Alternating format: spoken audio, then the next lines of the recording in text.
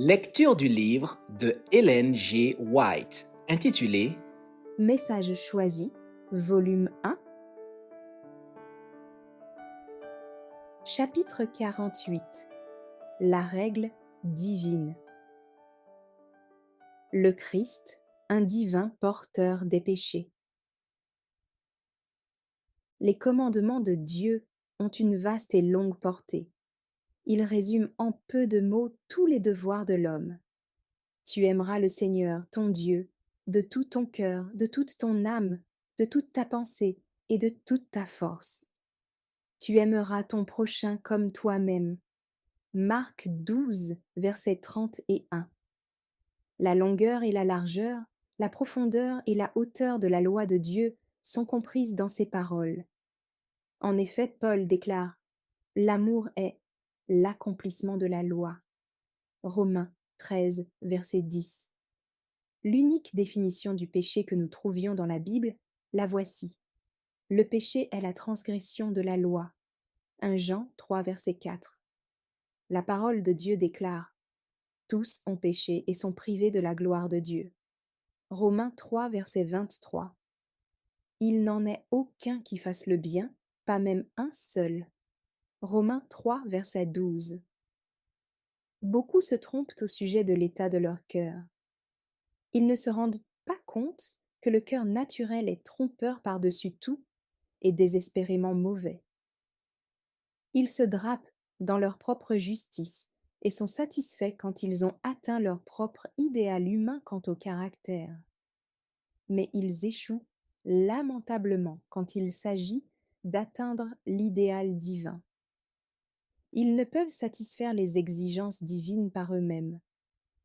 Nous pouvons nous mesurer à notre propre étalon, nous comparer à d'autres et dire que nous faisons aussi bien que tel ou tel. Mais la question à laquelle il faudra répondre au jugement est celle-ci. Obéissons-nous aux exigences du plus haut des cieux? Réalisons-nous l'idéal divin? Nos cœurs sont-ils en harmonie avec le Dieu du ciel? Tous les membres de la famille humaine ont transgressé la loi de Dieu. En tant que transgresseur de la loi, l'homme est ruiné sans espoir. Ennemi de Dieu, il est incapable de tout bien par ses propres forces. L'affection de la chair est inimitié contre Dieu, parce qu'elle ne se soumet pas à la loi de Dieu et qu'elle ne le peut même pas. Romains 8, verset 7. L'homme qui se regarde dans le miroir moral, la sainte loi de Dieu, se reconnaît pécheur. Il se rend compte de son mauvais état. Il se voit condamné sans appel par une juste loi. Cependant, il n'a pas été abandonné sans espoir à la détresse où l'a plongé le péché. En effet, c'est pour sauver le transgresseur de la ruine que celui qui était égal à Dieu a offert sa vie sur le calvaire. Dieu a tant aimé le monde qu'il a donné son Fils unique, afin que quiconque croit en lui ne périsse point, mais qu'il ait la vie éternelle. Jean 3, verset 16. Notre sacrifice propitiatoire. Jésus était la majesté du ciel, le chef aimé des anges. Ceux-ci se faisaient un plaisir de lui obéir. Il était un avec Dieu, dans le sein du Père. Jean 1, verset 18. Mais il n'a pas désiré être égal à Dieu tant que l'homme était perdu dans le péché et la misère. Il descendit de son trône, quitta son sceptre royal et sa couronne, et revêtit l'humanité par-dessus sa divinité. Il s'humilia jusqu'à la mort de la croix, pour que l'homme eût l'honneur de siéger avec lui sur son trône. Nous avons en lui une offrande parfaite, un sacrifice infini, un puissant sauveur, capable de sauver jusqu'au bout tous ceux qui par lui s'approchent de Dieu. Son amour l'a poussé à venir révéler son Père, réconcilier l'homme avec Dieu, faire de lui une nouvelle créature renouvelée à l'image de son Créateur. Jésus est notre sacrifice expiatoire. Nous ne pouvons expier par nous-mêmes, mais nous pouvons, par la foi, accepter l'expiation déjà consommée. Christ aussi a souffert une fois pour les péchés, lui juste pour les injustes, afin de nous amener à Dieu. 1 Pierre 3, verset 18. Ce n'est pas par des choses périssables que vous avez été rachetés, mais par le sang précieux de Christ, comme d'un agneau sans défaut et sans tache. 1 Pierre 1 verset 18 et 19. C'est par un sacrifice infini et par des souffrances indicibles que notre Rédempteur a mis le salut à notre portée. Il a passé dans ce monde privé d'honneur, inconnu. Par cette étonnante condescendance et cette humiliation, il voulait exalter l'homme et lui conférer des honneurs éternels et d'immortelles joies dans les parvis célestes.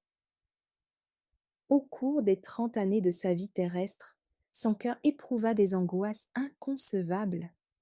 Le sentier qui le conduisit du berceau au calvaire était assombri par la tristesse et la douleur. Il fut un homme de douleur, connaissant la souffrance. Il éprouva des angoisses indescriptibles. Il aurait pu dire: regardez et voyez s'il est une douleur pareille à ma douleur. Lamentation 1 verset 12. Lui qui haïssait le péché d'une parfaite haine, il rassembla sur son âme les péchés du monde entier. Quoique innocent, il subit le châtiment du coupable. Il s'offrit comme le substitut du transgresseur. Chaque péché dont l'homme s'est rendu coupable pesait sur l'âme divine du Rédempteur du monde. Les mauvaises pensées, les mauvaises paroles, les mauvaises actions de chaque fils et de chaque fille d'Adam appelaient sur lui une rétribution du fait qu'il s'était substitué à l'humanité. Bien qu'il ne fût coupable d'aucun péché, son esprit était lacéré et blessé par les transgressions humaines.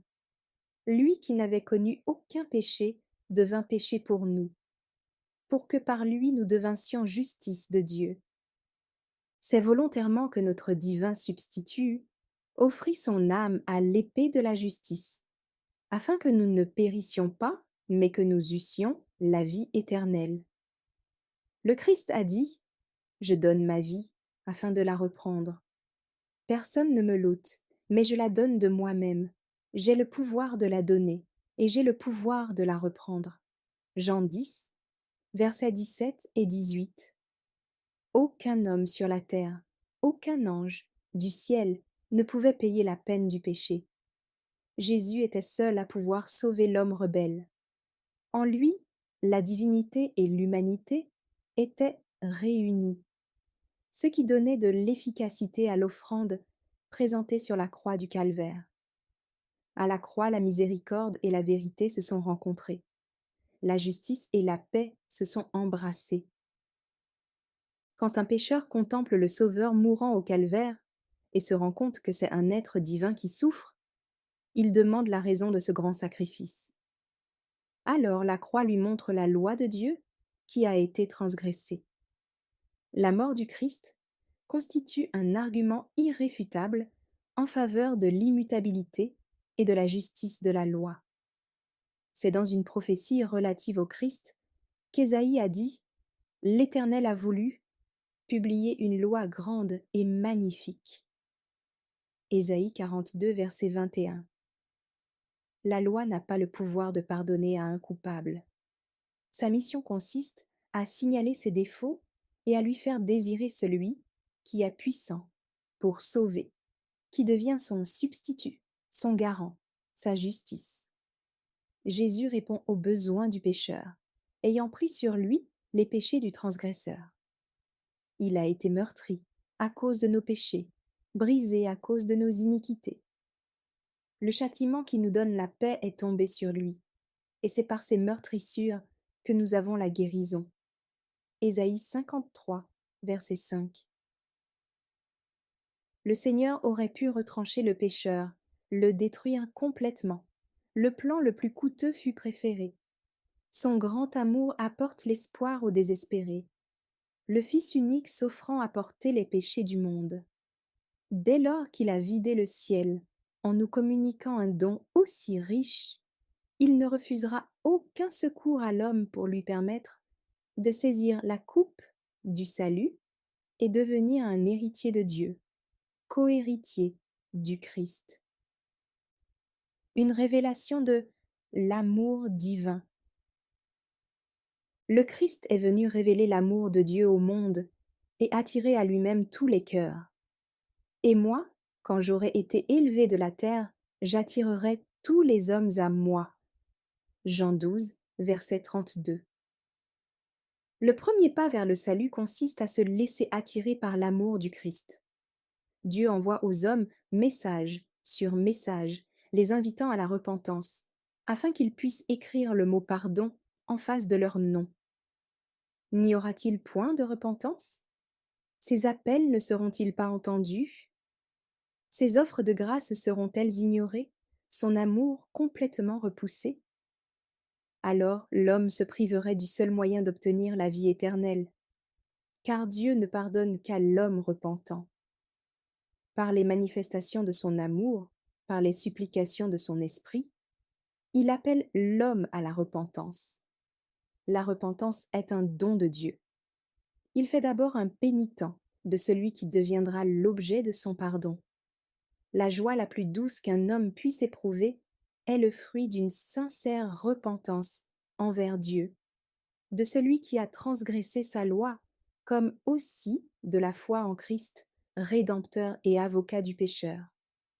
C'est pour que les hommes puissent éprouver la joie du pardon, la paix de Dieu, que le Christ les attire par la manifestation de son amour. S'ils se laissent attirer, soumettant leur cœur à l'action de sa grâce, il les conduira pas à pas vers une pleine connaissance de lui-même. Et ceci est la vie éternelle. Le Christ est venu révéler aux pécheurs la justice et l'amour de Dieu, et pour accorder à Israël la repentance et la rémission des péchés. Quand le pécheur contemple Jésus élevé sur la croix, souffrant à la place du transgresseur, supportant le châtiment du péché, quand il voit combien Dieu déteste le mal et en donne une preuve effroyable par la mort sur la croix, et aussi combien il aime l'homme déchu, il est amené à la repentance envers Dieu en raison de sa transgression de la loi sainte, juste et bonne. Il exerce sa foi en Christ, le Sauveur divin devenu son substitut, son garant, son avocat, celui qui est devenu le centre de sa vie. Dieu peut montrer sa miséricorde et sa vérité au pécheur repentant et le faire bénéficier de son pardon et de son amour. Mais Satan ne veut pas permettre à une seule âme d'échapper à la captivité du péché, s'il peut l'empêcher par n'importe quel moyen. Tandis que le ciel s'est vidé par un don riche, car lorsque Dieu a donné son Fils, il a fait le cadeau le plus précieux du ciel, et les trésors du ciel nous sont devenus accessibles. L'ennemi s'efforce de présenter Dieu à l'âme repentante comme un être dur, inexorable, refusant le pardon aux transgresseurs. À diverses reprises, j'ai reçu des lettres de personnes désespérées à cause de leurs péchés. Plus d'une m'a écrit: « Je crains qu'il n'y ait plus rien à faire pour moi. Y a-t-il encore un espoir pour moi ?» Voici le message qui a été communiqué à ces pauvres âmes. Espérez en Dieu. Le Père a plus de pain qu'il n'en faut. Levez-vous et allez à votre Père. Il viendra de loin à votre rencontre. Il vous fera bénéficier de son amour et de sa compassion. Quand l'ennemi survient comme un fleuve et cherche à vous submerger par le sentiment de votre péché, dites-lui: « Je sais que je suis pécheur. Sans cela, je n'aurais pas besoin du Sauveur qui a dit: Je ne suis pas venu appeler des justes, mais des pécheurs. » Marc 2, verset 17. C'est justement parce que je suis pécheur que je suis autorisé à aller au Christ. Je suis pécheur et souillé, mais il a souffert l'humiliation et la mort, et il a détourné sur lui-même la malédiction qui eût dû me frapper. Je viens, je crois, je me réclame d'une promesse sûre. Quiconque croit en lui ne périt point, mais il a la vie éternelle. Jean 3, verset 16. Une telle supplication faite dans un esprit de contrition se heurtera-t-elle à un refus? Non, absolument pas. La souffrance et la mort du Christ ont prouvé son amour sans bornes pour l'homme.